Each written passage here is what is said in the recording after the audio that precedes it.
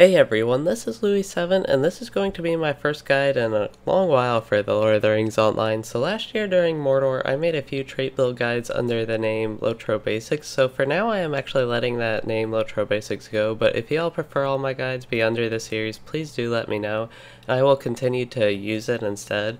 Anyway, this will be a leveling trait build guide for the Redline Lore Master, and if you are unfamiliar with how I do these guides I usually go into a very kind of in-depth explanation of my thoughts on each trait, and I explain why I choose them.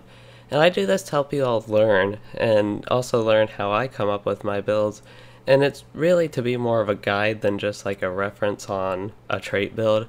So I do also have a gameplay section at the end to typically just showcase how some traits work and have a mini gameplay guide on just whatever spec I am covering. And since this is my first guide in a while, I would love to hear some feedback on what y'all think about the guide and even just the format of the guide. So this guide will have a little bit more of a focus on the legendary servers since they were just released, and it's part of the reason I'm actually making the guide. It kind of motivated me to make this and get back to doing guides. And I will still cover stuff after level 50 and all that though. So finally getting into the guide, this is for the Redline Master of Nature's Fury Lore Master. And this line is good for DPS as you get higher level. At low levels the blue line can output more damage since it focuses on your pet who will be doing most of your damage. And the red line is also fun to play to me, especially by the mid to upper level 20s and higher level I think is when it gets most interesting and most fun. Okay, so to start off, let's go ahead and see what you get for even speccing into the line. So the first thing is it says it's a DPS build focused on dealing significant damage from a distance, maximize damage to one or multiple targets. You get a lot of strong AoEs in this line as well, a lot of burst damage and long cooldown skills. So immediately you would get just plus 20% fire type damage, and you actually get a bonus for lightning strike, and you get a 20% chance for it to strike twice and essentially do double damage. Is how that works. You also get your feline companion, so like the cats you'll have link speech, and eventually friend of the feline hunters is the AoE cat. They will do more damage and basically be the main pets you want to use as the red line in general. Sometimes you might want other pets for other situations, but let's go ahead and spec into it and see what we can get. So in the first row we have a choice of two traits. We have just plus fire type damage or plus tactical damage. So at low levels you do have more fire skills than any other skills, but overall it's still worth getting tactical damage because that affects all of your skills, whereas just plus fire type damage only affects your fire skills, which is less useful than affecting all your skills even though it's a bigger increase. So I'd go ahead and just put your first 5 points into plus tactical damage. You don't really have much other choice at this point. And this will unlock the first set bonus and the next row. So our first set bonus is improved ignition, and that gives you increased cash out damage from when Lightning Strike and Lightning Storm consume the Burning Embers dot. So if you're unfamiliar with that, Lightning Strike can cash out Burning Embers, get rid of the dot from it, and deal bonus damage. It's actually pretty useful now. So that's something that's nice to have and will increase our damage from that. So in the next row we have increased cracked earth damage, which is a fire damage skill. I do want to point that out. It's up to 15% like the fire type damage one. And then we have 5 trait plus lightning type damage, and that goes up to 25%. So this one you have, I would say cracked earth is pretty useless because you could just get fire type damage, which would also just increase cracked earth damage instead. So at least for your 3 points, if you spend that, I would go over the fire type damage. And you don't really have many lightning type damage skills at this point. You have more fire, so I would definitely get that. But now you have the choice. Cracked Earth, I don't really think it's worth getting 10% in that compared to 10% lightning type damage, because lightning type damage would affect all of your lightning skills, and you'll eventually be getting more lightning skills. And just that's more useful in general compared to 10% increased damage on a single skill. So we'll go ahead and put 2 points in that, and that will unlock the next row and next set bonus.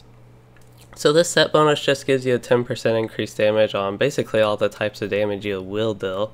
Fire type, light type, lightning type, frost type. I believe that is everything a lore master can deal, at least in the red line, except for like melee from staff strike. So that's basically a flat 10% damage boost. Nothing too exciting, these are just more passive damage increases. So in this row we unlock Gust of Wind has a chance to upgrade 2 Burning Ember dot effects at once. So that could be useful because upgrading the dot on that is pretty strong, and you get up to 100% when you get that. But especially at low levels, upgrading the dots isn't too important for your gameplay. You want to be more focused on cashing out on most of your fights because, again, most of your fights will be done quick enough. But if you're in an instance or something like that, upgrading 2 of these on a boss could be useful, so we'll definitely take a look at this one. So far it is looking better than any of the previous traits earlier in the line. So our next one here is Sword and Storm, which makes Staff Strike deal bonus lightning damage and stun the foe. This is something that's very useful, especially if you're solo. So it is something we'll probably pick, but we do want to look at the next trait before we go ahead and pick that. And it's a good thing that we looked at this trait because it is Lightning Storm, and that is a very strong skill you will want to pick just immediately seeing it. It does 3 attacks. Obviously I'm level 120 on this character, so the numbers are huge, but if you're just unlocking this, it'll still deal significant damage to a lot of targets, and it does 3 attacks of the significant damage, so that will be very useful to get. Unfortunately, it has a kind of long cooldown, and that's the main, it's not really even a negative thing about it, it's just kind of annoying, I guess. But we'll go ahead and get that, and then I would get 1 point in Sword and Storm. We do need to see what the extra ranks on this does. So getting extra ranks in this just increases the base damage of Lightning Storm, and something like that, again, it only affects one skill compared to when you could just get plus 5% of all your lightning type damage increase. And then you also have the option of just getting Gust of Wind, a chance to upgrade 2 Burning Ember dot effects at once. So this one you have some choices. My personal recommendation for something like this would be to go ahead and get 1 point in Ancient Fire and then see where we are. So you do at least get that chance for it to upgrade 2 Burning Ember dots at once. Might not do it all the time quite yet, but that'll at least have the chance. And so at this point, I would actually go ahead and just get more lightning type damage. I don't think upgrading 2 Burning Ember dots at once and just having a little bit increased chance, we only need to spend 2 more points to get our new row. I don't think getting that up to 60% would be better than just getting increased lightning type damage. So we'll go ahead and put 2 points in Knowledge of the Storms, and that will unlock the next row and get the next set bonus. So this set bonus is plus 20% elemental critical damage, elemental basically being everything in this, it just didn't type all those ones out. So increased crit damage, that'll actually be a theme you might notice in Lore Master. You have some really big crits sometimes. So this does play a part in that. Whenever you crit, basically does more damage now. Again, another passive boost really, nothing too active from that set bonus. But we can go ahead and look at the traits in this row. So the first trait here is Burning Embers lasts much longer, and it says much longer, but it's only 1 pulse for rank 1, and 1 pulse is really just 2 seconds longer, and it's up to 6 seconds longer. Once you get up to plus 3 pulses, that is actually much longer.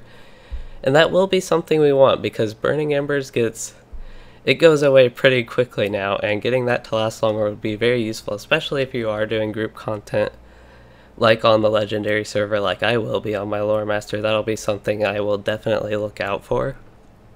But to look at the other traits in this row, we have reduced induction duration, and I want to mention pretty much anything that reduces induction, increases attack speed, so reduces attack duration, is something I always like because I always like to attack faster. I think it's a lot more fun, and usually it actually is the better thing to pick because if you're able to attack more, you do more damage. So that's probably going to be something we're going to pick, but let's go ahead and look at this last one. And this last one is Sword and Storm, and I don't think we actually, yeah, we did look at that one, we put a point in it, but I don't think I mentioned that the effect cannot occur more than once every 60 seconds.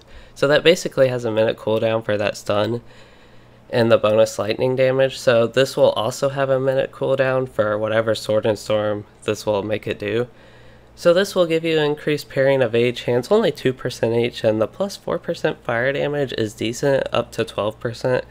But compared to other stuff, that's definitely not worth putting in yet. Mainly because the avoidances, the buff on that isn't really strong, and the overall damage boost also isn't that strong. So at this point, I would just fill out 5 of these in the reduced induction. And that's where I would leave off, and that would unlock the next set bonus and the next row. So at this point we spent 20 trait points, so we're still good. If we're on the Legendary server trying to get level 50, we're probably getting a bit past halfway. Trait point wise, I think you can get up to 34 or so maximum. But if you're solely getting your trait points through leveling and haven't done any of the deeds yet, you might be in your mid 40s by now. So something just to keep in mind, especially for me making this guide to try and keep in mind.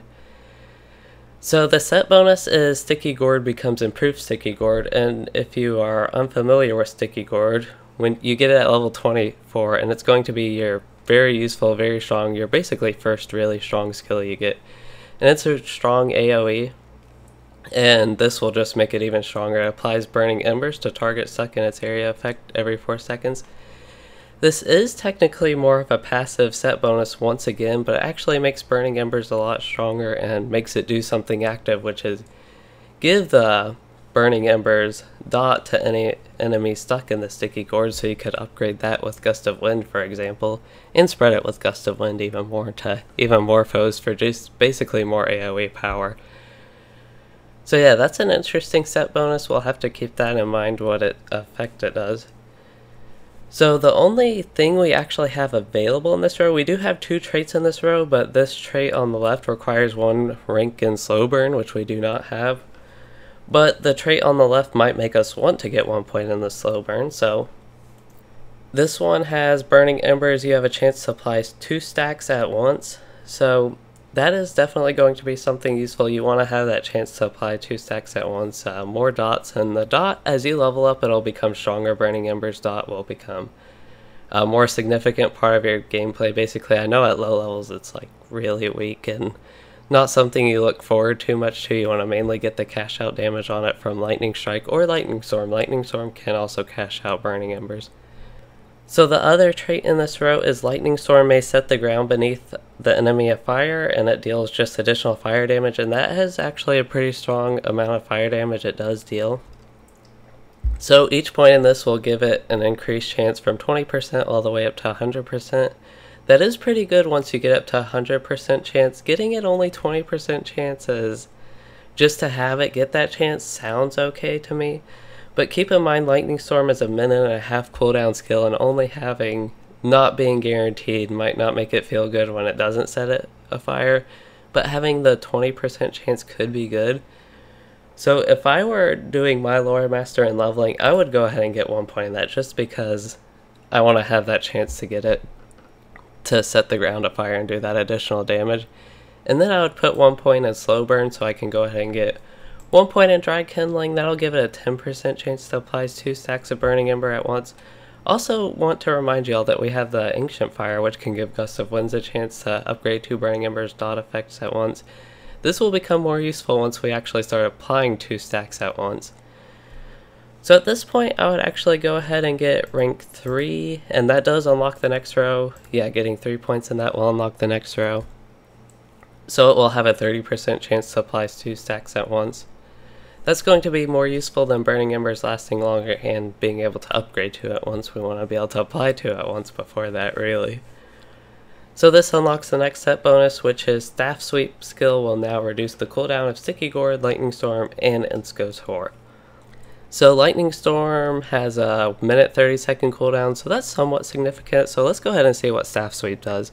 Staff Sweep is a 12-second cooldown skill that you really don't want to use that much. It's just not that strong is why, but if you're in melee range and you can use it, you might want to keep in mind that it can reduce cooldown. So say Sticky Gourd has like a 6-second cooldown left, you can go ahead and use Improved Staff Sweep or just regular Staff Sweep. I have Improved Staff Sweep right now. And that'll make it so you can just cast Sticky Gourd if you had nothing else you wanted to do in the meantime. So it's something to keep in mind now that you get the set bonus, that it will do that. But I don't think it's enough to really make you want to use Staff Sweep in like a rotation sense. You usually want to be doing other stuff like upgrading dots or just casting your AoEs like Cracked Earth here and some other traits you will get later that are AoEs that we'll get in this line. And then Insco's Whore we actually don't have yet. We get that as our next set bonus, but to go ahead and give you a preview, that's a 5-minute cooldown skill, and getting 15-second reduction on that will add up over time, but really not too significant. Okay, so for the traits in this row, We have Mighty Wind, so Gust of Wind has a chance to spread the flame of Burning Embers foe to foe. So it actually already has a chance to do that. But this just gives it an increased chance to do that. I think initially the way this trait worked is it first gave the chance, but when Gust of Wind and the somewhat recent Lore Master changes, this will just increase that chance up to 30%. Overall, this doesn't sound too appealing right now. You will be using Gust of Wind to do that, but having only a 30% increased chance, again, just doesn't sound too appealing compared to some other things we've seen. We might go ahead and look back at it because it might be more useful to get that instead of 2 Burning Ember dots at once, and it really depends if you're in more AoE situations or more single target. This is obviously going to be more useful in AoE, and it's really only more useful in long AoE fights. So to look at the next trait in this one, and this one's an active skill, and pretty much we always want to choose active skills, except for a select few, I would say, if they're available in the trait line, and this one is, so this one's Ring of Fire. It used to be an infamous skill until they updated the Lore Master. It used to be like Ring of Lag, I think was its nickname, because it could cause a lot of lag, especially if you're on like a lower end machine. But it basically sends a Ring of Fire around the enemy. So the first rank unlocks the skill, and it will decrease the enemy's avoidance. It's a kind of, it's not a very insignificant amount, but it's also not very significant. It's like a moderate amount, something you don't really care about too much. You care more about the damage of Ring of Fire. The decreased avoidances is just kind of a nice thing to go on top of that. So one thing you might notice with my damage numbers, again, they're pretty high because I'm level 120, but the effect applied to enemies within 5 meters, that is actually a really large amount of damage, and it does a really large amount of upfront damage to enemies within 5 meters. And that's the big part of the skill, it's a big AoE like that.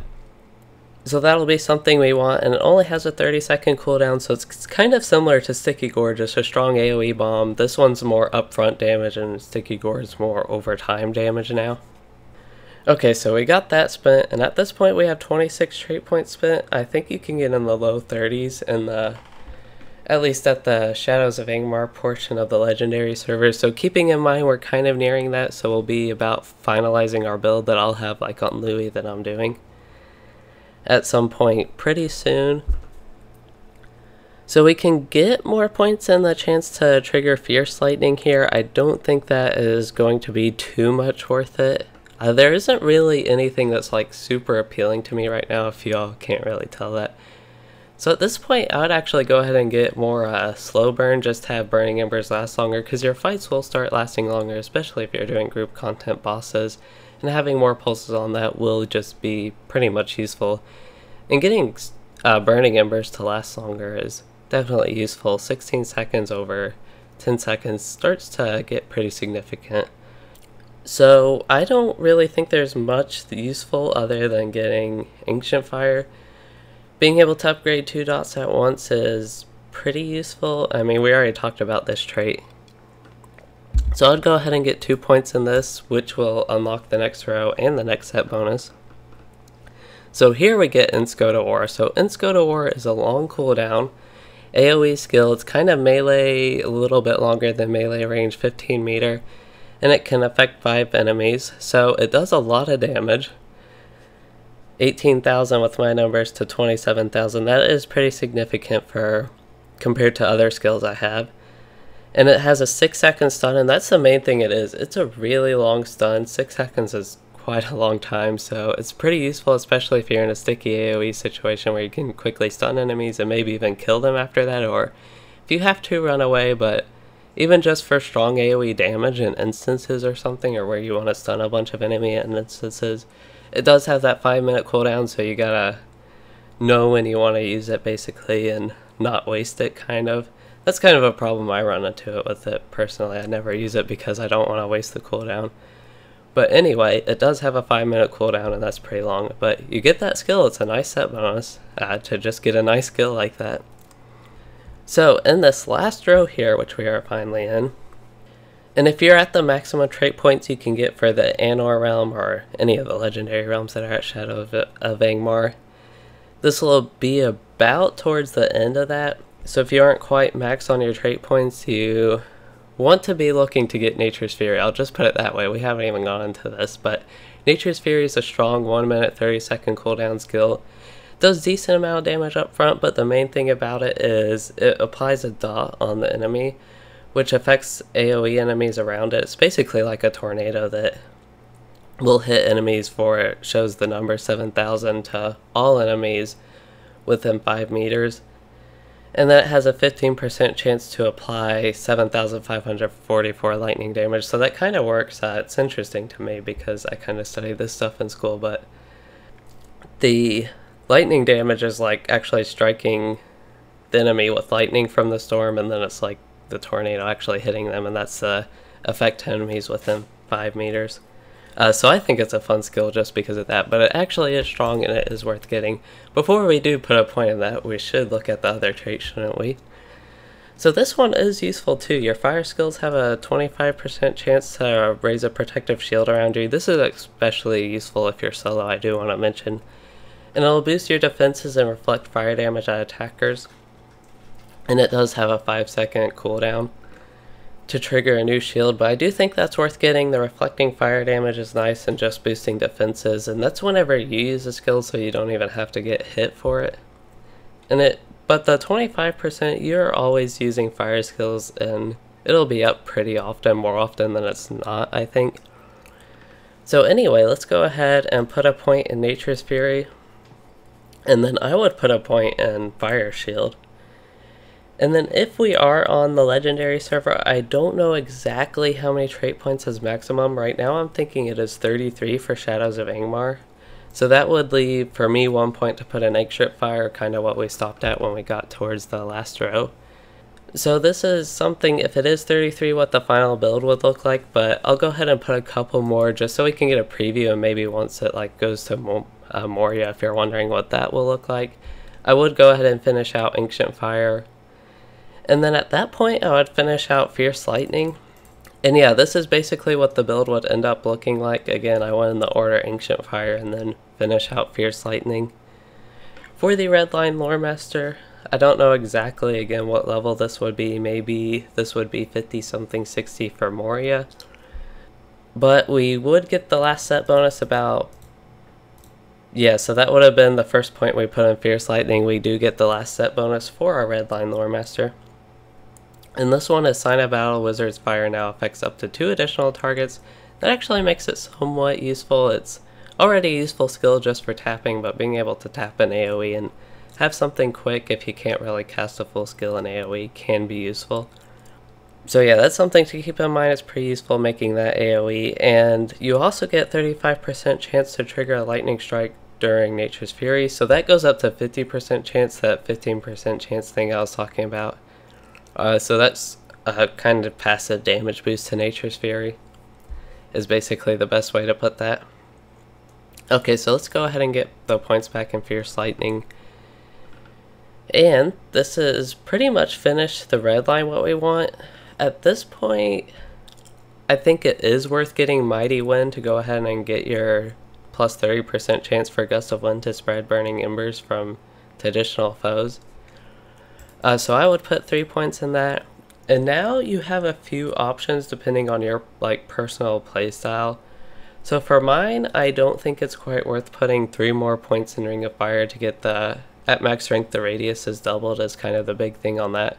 Getting the avoidance buff on that I don't really think is worth it, but if you want the max radius on that doubled for some reason, you can get that. It's kind of cool looking, I guess, is one thing some people might consider. I wouldn't really want to get Lightning Storm base damage. Again, don't want to thin them off that much. Getting 5% lightning type damage could be useful. We do have a lot of lightning type damage, but just to give a look into the other lines and see if there is something more useful. I really like getting Storm Lore in the yellow line. If you're looking to get more debuffs, you could get Fire Lore and Frost Lore in here in the yellow line, but the only thing I really like to get is Storm Lore, and that comes with a 5% lightning type damage buff on it to all your lightning skills, so that kind of covers that 5%, even though you do have to spend 2 of your trait points on this since it's in another line. So I would end up getting Storm Lore. I would put 1 point in that. And then I would go to the blue line since this is a mainly DPS focused build. I would go ahead and look into the blue line and see I can get decreased pet attack duration plus 5% pet damage up to 25%. That's actually a decent amount. A quarter of your pet damage increase. I would go ahead and get 1 more point in lightning type damage though, because you do a lot of lightning type damage as a red line lore master, and 5% and that's pretty good. But at this point, you also have the plus increased pet morale and reduce incoming damage, but I would focus more on DPS with this. If you do want your pet more tanky, again, that's an option you can choose. Inner Flame isn't really that good to heal, but it's something you can use between fights and it'll give you increased fire damage buff. So the way it works, I believe, is you get a 10% fire damage buff overall because it slowly builds up while you're channeling. Yeah, it'll be 10% for your first rank, 20% for the second rank, and actually pretty big 30% for the third rank when it's done channeling. I personally usually like to put 1 point in that, and that would actually be my last point. I don't have that many trait points, as you can tell. I think some characters are up to like 91 with the maximum in update 23. So I would put, for my build, go ahead and put 1 more point in Inner Flame. Again, I don't have the maximum trait points you can get, so to go ahead and like theory craft what the rest of my build is, I would use one of the websites, but none of them, there are 2 main websites I use for like trait points and trait builders. The Bearded Minstrel I think had one, but his isn't working for me, and the other one wasn't working, so both of those aren't working. They were kind of nice resources to have. And for these videos I could use them, but anyway, for the rest of the build I would go ahead and put more points in pet critical chance and damage over here in the blue line. And then minus all skills induction, again, I mentioned that earlier, and that would be one of the main things I want in the blue line, to decrease my skill induction again. So I'd get that and then put the rest of the points I need in plus tactical mastery. That's really a small amount of tactical mastery, but there's nothing else too much more that I'd consider useful, and you can get the Eagle Pet if you want it. Again, these builds are pretty open to what you want. I'm just kind of, again, I talked about this in the beginning, but describing more of my choices and trying to help you all learn rather than go necessarily off exactly what my build is. But I'm like saying why I choose what I choose because I think it is useful. But anyway, back to this actual thing. So you could get increased your morale and pet morale, and then up to mitigation. I won't find that too useful. I would get cat mint because that is a buff for your pets, and you're going to be using the cat pet, so it'll give them attack duration and damage buff. Useful for them, more DPS output from you. So if I did have more points, I would probably end up finishing out the tactical mastery, and if I had to, I'd end up spending in the plus maximum morale. Again, I don't know, I haven't been paying too much attention to exactly how many points that would be. And then the next row, I don't see anything too useful, so maybe go ahead and finish out the maximum morale, and if I need something else, maybe go ahead and actually finish out Inner Flame here in the blue line. And I don't know how many points I would get, but this would basically be my goal to get in the blue line again, is once again decrease skill inductions and also decrease pet attack duration for them to do more damage. I really don't think you can get to the last line, but if it is somehow possible, Sikkim would be pretty neat, and as well as Feral even. But anyway, that's how my build plays out, so let's go ahead and go into the gameplay section of this guide. Alright, so I'm just out here in Arid Mithrin, one of the update 23 zones. Kind of in landscape. I think it's an okay-ish area to kind of show off some skills. There are some signatures around that I can kill. So just to show, let's go ahead and see what Nature's Fury looks like. And you see that just ended up one-shotting the mob, so we didn't even get to see like its AoE effect. Here's a signature I can show a little bit more. We can see what Lightning Storm, since that was a trait, what that looks like. So yeah, that did a pretty significant damage. It just about killed that signature in one hit, and you saw it set the ground on fire, so if the Drake was still standing in there, it would have one-shot him with that. So you can see how Lightning Storm's pretty useful, and that can hit 5 enemies. My gear really isn't the best for update 23, but it's good enough for landscape. see how ins goes to war does. Just consider if that did that to 5 targets in the 6-second stun, how useful that is. But to get into more actual gameplay, I applied 2 Burning Embers at once. They're lasting 16 seconds, and then there I used Lightning Strike and cashed out 1 for more damage. Now I'm going to use Gust of Wind, and it did upgrade both at once, and the improved Searing Embers is stronger. So that's good. So there's Sword and Storm. It stunned him, but he kind of died, so it's hard to see there. But hopefully this is useful to you to kind of show. Unfortunately, I kill stuff so fast it's kind of hard to see what I'm really doing. Might be useful if I booted up an instance just to have a little bit longer of a fight. I haven't even used Sticky Cord or Ring of Fire yet. So maybe I will boot up an instance real quick to just kind of, I think School at Tham Meridain is a good one. Just to actually show you all more of the gameplay, because I'm just killing stuff too fast there to really use any of my skills. So this will show Nature's Fury once I get an AoE hit right there, except he resisted. That's something that can totally get in my way now. Disarming me and stunning me. This is really bad for me showing the gameplay, isn't it? And now I'm actually kind of dying. I don't even have a pet out, so I'm being a bad lore master without my pet out, but we can learn from mistakes, and you all should keep your pet out. Light of the Rising Dawn's useful for the stun. That wasn't really anything in the traits. Now I'm silenced again. And this is really not going too well for me to show any of this stuff. I'm going to have to use some potions here. Okay, so let's use Burn Embers and then Gust of Wind. A lot of the gameplay revolves around burning embers and alternating it with other skills, like I did Gust of Wind there. Actually, I want to use a Water Lore to heal myself. And this is a time I want to show Storm Lore, actually, if I don't die. I might actually die here because I pulled extra mobs. I was going to show Storm Lore how it stuns him, how it would have been useful there. But that didn't really work out well for me. This whole gameplay section of this guide isn't working out too well for me, to be honest. So let's get a little bit larger of a pull. So that'll show kind of the AoE from that, but okay, I gotta be tanky for a second here. I want to show Lightning Storm because it is a minute 30-second cooldown skill. It's really strong, but yeah, you see it did a lot of damage. Didn't quite do as much damage to him, so if I use Sticky Gourd on top of that and Ring of Fire, a lot of burst AoE damage there, and I'm handling them decently. If I actually lived through that, he would have died from the dots. Fortunately, it's kind of squishy right now, but I want to show more of my damage. Maybe if I was actually doing an instance, but in update 23, there really isn't that many options to me to really show this. But that's not really the point of this. You see how I'm kind of alternating Burning Embers and other skills. I have a ton of dots on him now, and those just end up killing him. So I'll just show a little bit more of this gameplay sections. Usually I think about 5 minutes should be good. I can give you all just to see what I'm doing on top of me trying to explain what I'm doing and dying in the process of it with this one. So yeah, this is more typical fight, I'd say, where I don't really need to use Sticky Gourd or Ring of Fire, but I could if I wanted to make it go faster. And in this one, since there are 2 mobs, I'll go ahead and use actually both of those. And I'll get some good damage up front, and yeah, just alternate. I find that's a lot of lore masters, alternating Burning Embers with your other skills. Usually you have enough stuff off cooldown that you don't need to alternate with Wizard's Fire, but that is always an option.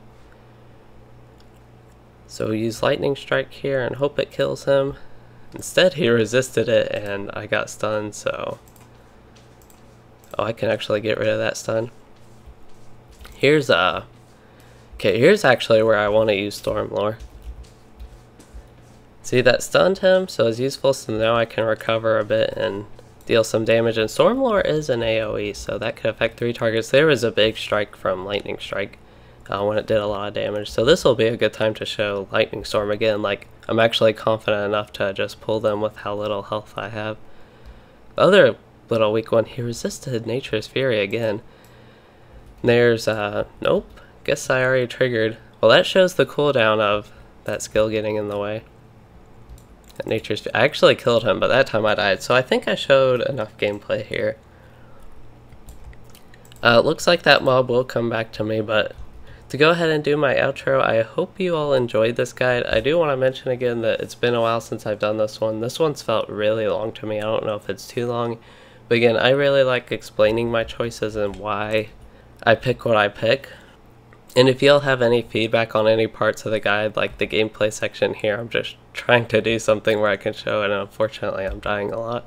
I hope you all did end up enjoying this, and I'll have to see how it works out in the end. Again, it seems like it's really long to me. But if you did enjoy it and maybe learn something useful, please do consider liking and subscribing. That stuff does help with my channel. And thanks for watching, everyone.